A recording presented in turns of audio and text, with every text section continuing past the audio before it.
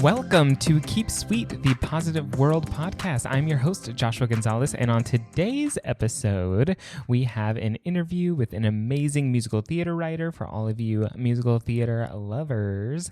And we have our good news story, as always, and we are joined by the wonderful Matt Tolber. Matt, say hi. Hey guys, I'm so glad to be here again. Yay! Matt, how are you? How are you doing? Honestly, really, really good. Oh, okay, Karen, just no elaboration. Just you're doing really, really good. It's been a great weekend. I've been productive. Like, I haven't cleaned as detailed as I did this weekend in our apartment in a really long time. He did do a really great clean. Also, I want to mention for everyone, we are on episode 9, one away from 10. So it's like a big milestone. We're going to have a 10th episode of the podcast. And I just want to say thank you to all of those who have listened. Last episode, I had more listens than was my goal to reach for by the time I got to 10 episodes. Does that make sense? Like, yeah, I had a goal set and it was already reached and I'm 2 episodes out. So that was amazing. Thank you so much. If you want to support the podcast, the best thing that you can do is share the podcast. That's how these things get out there so that we can bring in more awesome listeners to this positive world community.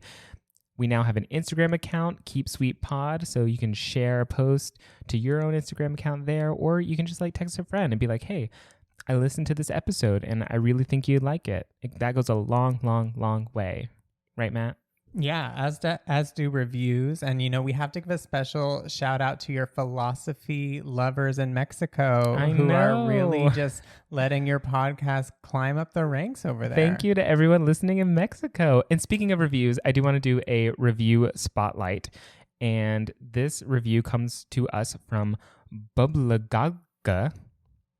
Sorry if I'm butchering that username, but it's a lot of letters all stuck together. Anyway, the review says, exciting and rejuvenating. Loved the hopeful, resilient, determined, and positive perspective I heard in this as I've gone about my day and in anticipation for the healing horizon that will dawn the renaissance after this plague, featuring artists that will lead the charge, no less. Isn't that amazing? That's like the most beautifully, poetically written. Thank you. So many big words. Thank you so much, Bubla Galga. You need to stop that. That's their username. I'm just reading what it is. Thank you so much. That is so nice. It sounds like Mariah Carey herself wrote that with all them big multisyllabic words.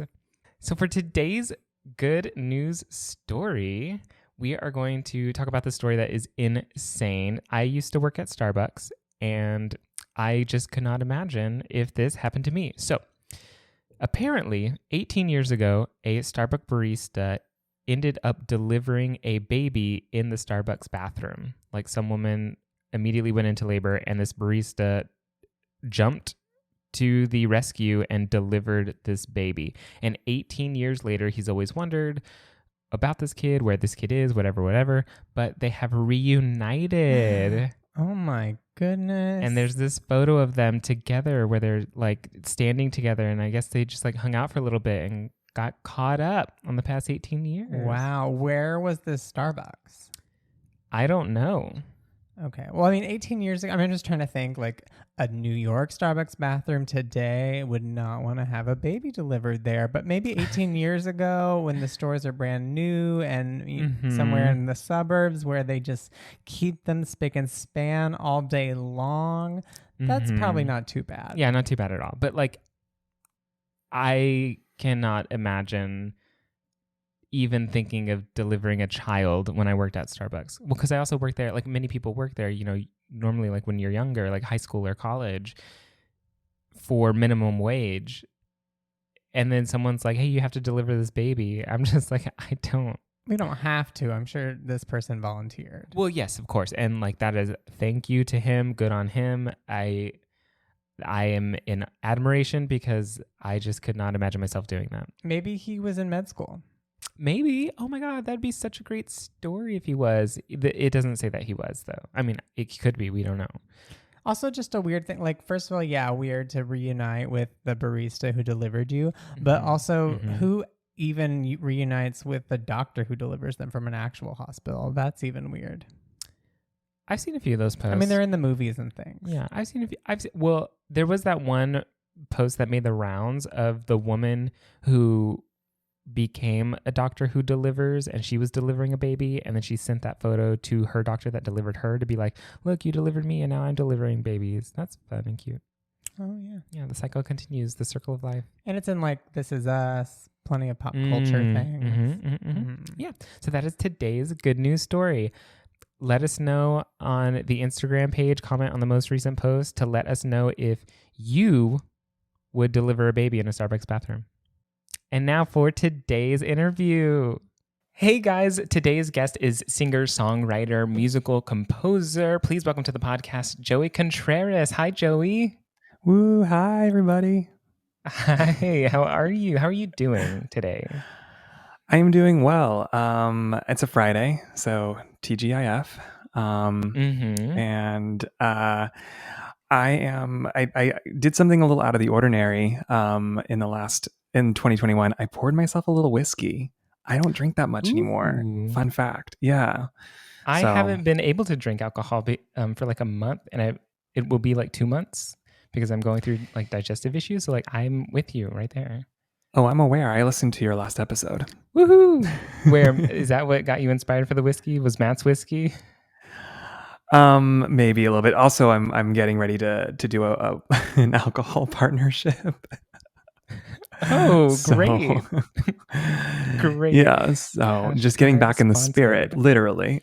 Literally. I love it. So why don't you tell our audience a little bit about yourself and who you are and what you do? Sure. Yeah. As Josh mentioned, my name is Joey Contreras. I am a singer, songwriter, musical theater writer, pop songwriter. And that's exactly what I do. I write songs. Woo! Yeah, and I have come to know Joey through his music first and was a fan, and now we are really good friends. And one of the things that we'll talk on a little bit later is how much I love Joey's representation in his music. A lot of his, especially pop stuff, is very unapologetically queer, and how beautiful that is, and how that was like my first introduction to you and your music and something that I hadn't seen. And I was like, oh my God, this is amazing. Why isn't this happening more? And also thank you for doing that. So first though, can you tell us a little bit about where you discovered the skill for songwriting? Because that sounds incredibly daunting to me, and I don't think I could ever do it. So I'm always in awe of people who can. How did you come to songwriting? Yeah, it started pretty organically and quickly. I come from a really musical family, so I was around music literally since I was born. My parents were in a band. My mom still was performing when she was pregnant with me, so I was hearing music in her belly. And yeah, it was always a big part of my life. And I just always immersed myself in music. I was making mixtapes. I was playing the piano. Truly at a young age, and then that just evolved into writing out my feelings and journaling a lot. But I would never journal in like free form or in poetry really, but it would be in lyric writing and music writing and whatnot. So I don't really know exactly, like, I guess it was just sort of, it has and has always been an outlet for me. And that's kind of where I started. So you mentioned that you would also like journal in poetry, or not necessarily poetry, but lyrical writing. And we know that's how, of course, Mariah Carey really started her whole journey. And so would you say, like, which one came first for you? Was it like the lyrics and the feelings, or was it more like, oh, I have this understanding of a tune that I want to set words to? It's a good question. It is sort of always, what came first, the music or the lyric? I think the emotion always comes first for me. I love that answer. Yeah. So that's where I always begin. I begin with the emotion and the feeling, and then see where it takes me. And then over the years, you start to develop tools and everything that help you kind of become a lot more of a craft, not just, vomiting your feelings on a page. But it does still kind of always start with a lot of feeling vomit. Yeah, as all good creative pursuits should. Yeah. So how do you choose what to write about? Is it just like an inspiration that comes to you? Is it a moment that you had a very emotional reaction to that you're just trying to get out, like process, or what? Tell us some more about that. I mean, the most shallow answer is boys. Mm. Mm-hmm. Boys have provided me a lot of inspiration and a lot of trauma. And but also on top of that too, to be a little deeper for a moment too, I dealt with a lot of self-esteem issues growing up. And so I think that also has been kind of rooted in my ups and downs and highly roller coaster emotions with boys and sexuality and self-love and lack of self-love. And it kind of, I think, all encompasses in that kind of palette of feels. Mm-hmm. Mm-hmm. As all good music does. I love it. Boys. Yeah, You can't truly. live I with them mean, and you can't live without them. yes, my queen once said that. She goes by the name of Britney Spears. Spears, yes. We have not rivaling queens. We have what's the word?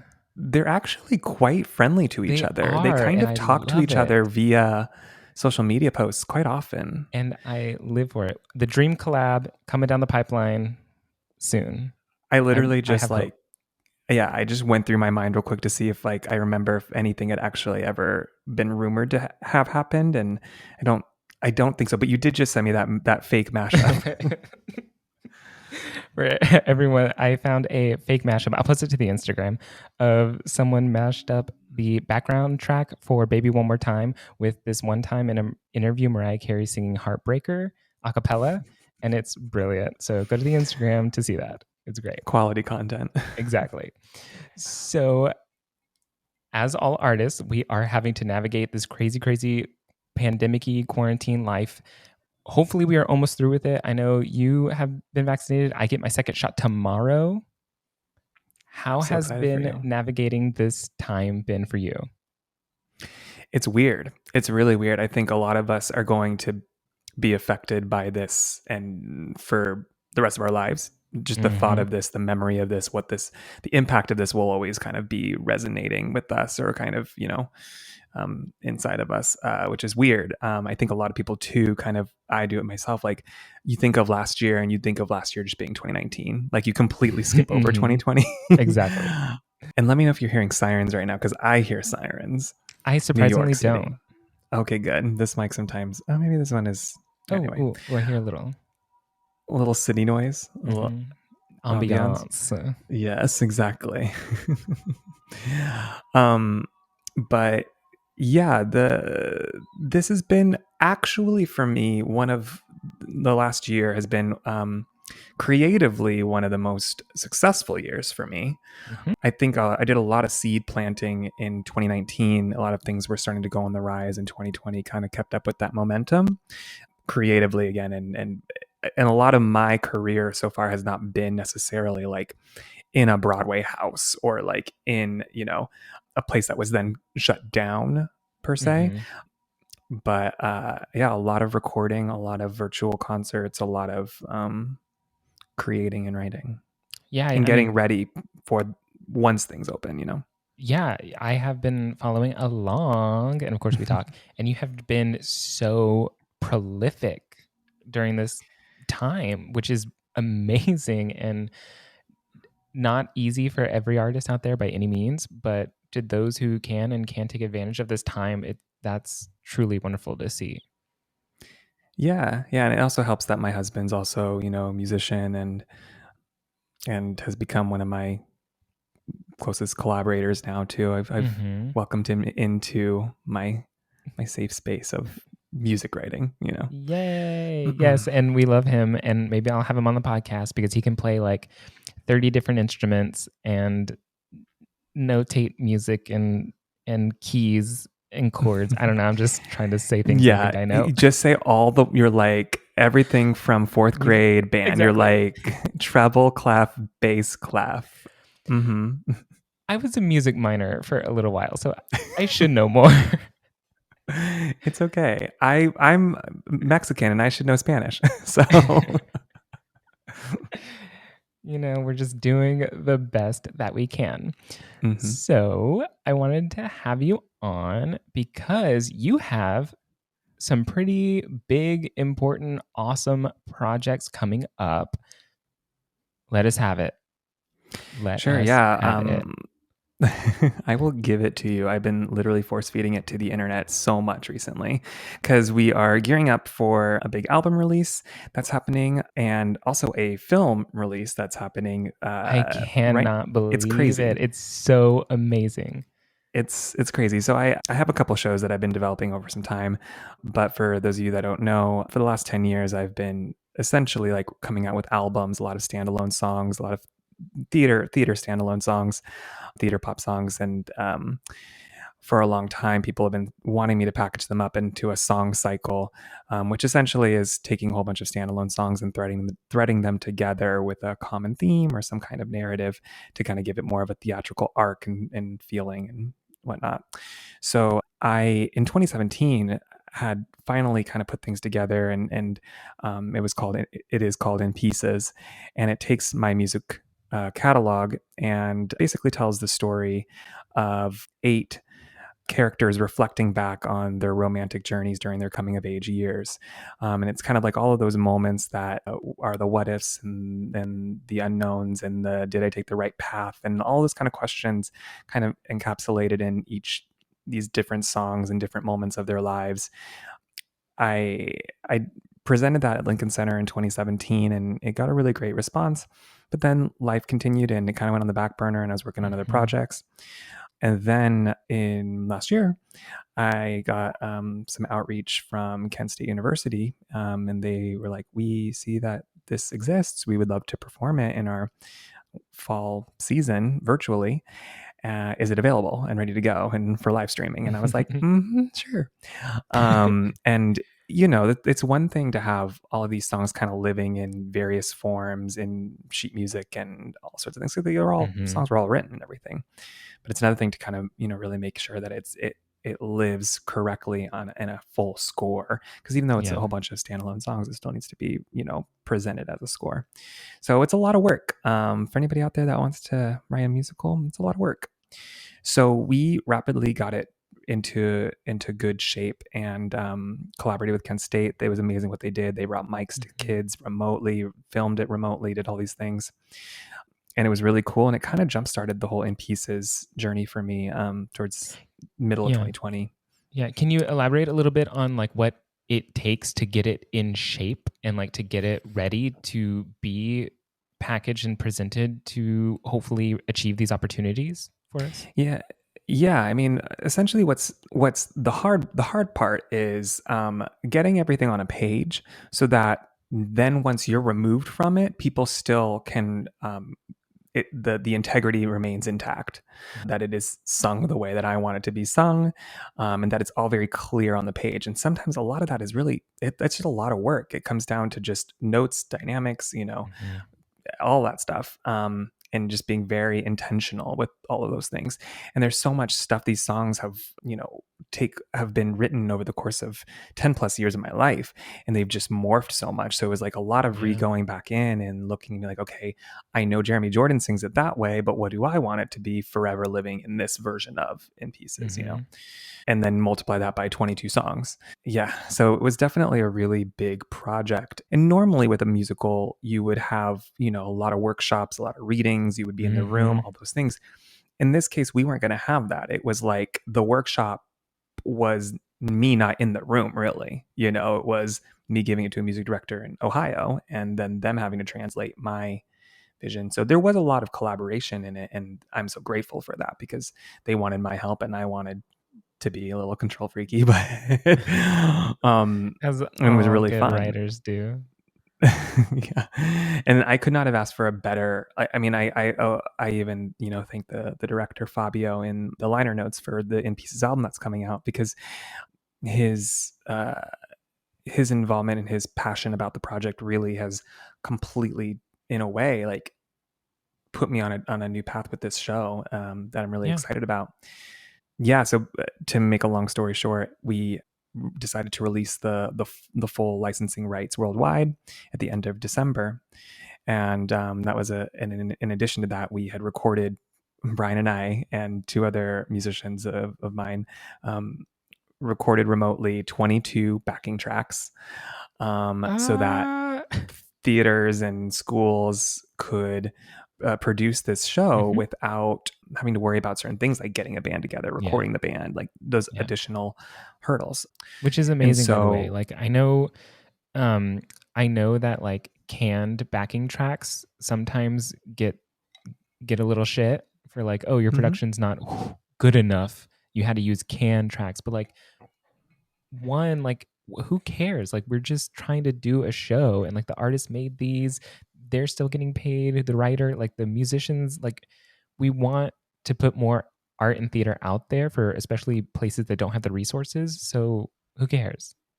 exactly. Yeah, absolutely. And I mean, for me, it means that like not only are they human tracks, it's a real drummer, it's a real Yeah. guitarist, it's real strings, it's all those, they're humans that are playing it, and they are endorsed by me. So I know that like they're going to be the correct tempos, as, all of those things. Yeah. But yeah, it also gives the opportunity because it is an extra bunch of steps for especially smaller theater companies or schools. Mm-hmm. And then add a pandemic on top of that, trying to figure out, I don't know how Kent State did it.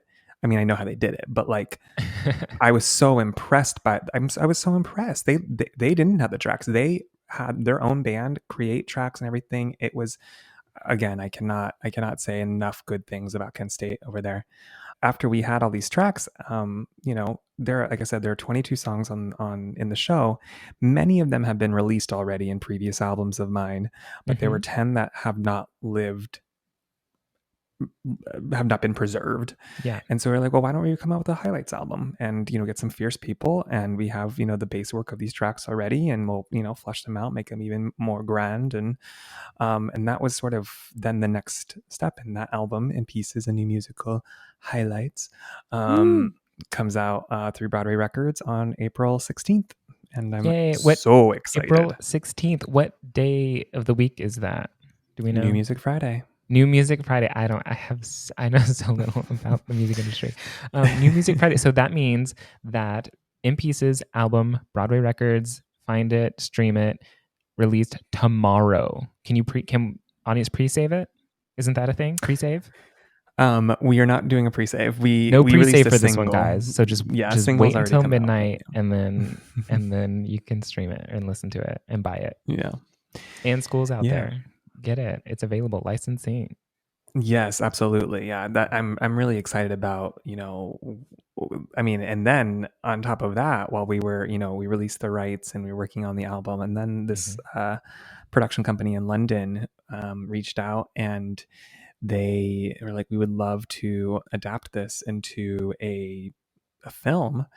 And they pitched it to us, and I was blown away by their vision, and we could not have been more on the same page about just like what we wanted for the show and what we could see for the show, and the life beyond the film. And so it's been a really exciting collaboration with Future Spotlight Productions over there in London, and it's pretty epic. It's pretty epic. How much involvement did you have in that? So we know that they reached out and they're like, hey, we want to make this film version, and you're just like, cool, yeah. Did you kind of like give them like have, of course, the talks about being on the same page, and then they kind of just ran with it, or were you kind of more involved with that? I'm dying to know more about that process. Yeah, I mean, there was of course all of the like business conversations that took place, and I thankfully didn't have to didn't have to be included in those conversations necessarily. I had to put up with that. But yeah, I mean, we had a little less creative control in this film, mainly because of the circumstances and the pandemic and all of those things. Yeah. But we still were pretty clued into a lot of things. What they did it so fast. I know that you saw the trailer that happened. That was the whole film was filmed in 3 days. 3 days. And they had 2 days of rehearsals. So they spent 5 days together in person. They had, of course, some Zoom rehearsals and things like that, but everything was done in 5 days, and 3 of those days were shooting days, like long shooting days, and it's unbelievable. And the cast that they have is unbelievable. It's full of West End stars. The choreography is so freaking lit. Like I just, it was exactly, I mean, like, it is exactly like dreams for me. And yeah, I'm so excited for people to see it. But what's also cool about it is that it also still has a live feel. They recorded their vocals live while they did it. Wow, I didn't know that. But then they also did some other stuff just to like make sure everything sounded really super polished and everything. But so it has this like nice live feel with it still being really cinematic, and the videographer, just the vision. It's just really great vision, really great work. So yeah, I hope I hope it does well, and I am excited about the future of it too. So how can I see In Pieces, the movie musical film? That tickets are available on stream.theater, and it is playing the 23rd to the 26th. All the showtimes are of April. Yeah. So you get the album on the 16th, and then the following week you get to watch a film. Great. Yeah. So like we can memorize the album by then, have it all know when our favorite songs are coming up, so we can like get ready for our favorite scene, and then we can binge the film and live our In Pieces dreams. I love it. Yeah. It's almost like we planned it that way. It is. It worked out well. And yeah, all the showtimes are in I think it's British Standard Time, London time zone. So just do the math accordingly. It's -5 hours if you're in New York, and work your way back if you're in the West Coast and all that stuff. So yeah. Nice. That is so awesome. You have a movie musical coming out of your stuff. That's crazy. I know, it's wild. It's so cool. And one thing that you said, I just want to mention too real quick, like something that meant a lot to me, what you said earlier, was the fact that I just unabashedly was kind of just presenting gay relationships. And that's one thing that I think is really great, is that I've been wanting to be a champion of, is just sort of normalizing the gay relationship experience. And just like, it's not so much about like, you know, I never was like thinking, oh, maybe I should change pronouns or change this or whatever to make it more about straight or whatever. It's just, I've only been able to really write from my perspective, or at least try to find myself within whatever perspective I need to write from. No, and I mean, that is so clear in a lot of your writing. It's not about making a big, bold, or challenging statement. It's just what this character in this song is being. Like, it's just their experience. And you've done it so many times. Like, even like when I think about Love Wildly, the song Love Wildly, and how that song, like, if you're just listening to it, it like doesn't really register as like super queer. But then of course the music video is like what you envision for this story of this song, and it's just a queer story, and it's like, oh wow, this is amazing. And I absolutely do think that you've done a great job in normalizing it, and also you've done a great job doing that before a lot of other writers in this industry. Well, I will take that. That's a very nice compliment. Thank you. I mean, it is the truth. And I hope that we see a lot more of that from you and from everyone else, especially as we start to return to more live performance and get to see each other once again. So yes, I will have all of the In Pieces album and musical info in the show notes description of the episode for all you guys to check it all out. What is next for you? I mean, you have all of these things coming out. So April's a big month for Joey. It's Joey's month. It is Joey's month. I think what that's else is happening. What it says. So I am, in addition to hoping that, you know, we continue to see what the life of In Pieces is, fingers crossed, maybe I'll find myself in London later in the year, which would be very cool. I don't get a break. I actually need to finish writing another show called Heartbreakers in Hell, which is a modern day adaptation of Dante's Inferno. And it's sort of like Stephen Sondheim's Company meets Taylor Swift's Reputation tour. Oh. I was not expecting either one of those. I love it. Yeah, I think neither was Stephen Sondheim and Taylor Swift. But there's going to be 2 productions of Heartbreakers in Hell happening later this year as well. Oh, wow. And I need to finish writing it. I think I do think you work best on a deadline is what we're learning. Yes, I do. I would say that is an accurate statement. Yay. And where can people find you so they can follow along with your journey and all the things you'll have coming out soon? Yeah, joeycontreras.com. Instagram, Twitter, TikTok is all at Joey Contreras.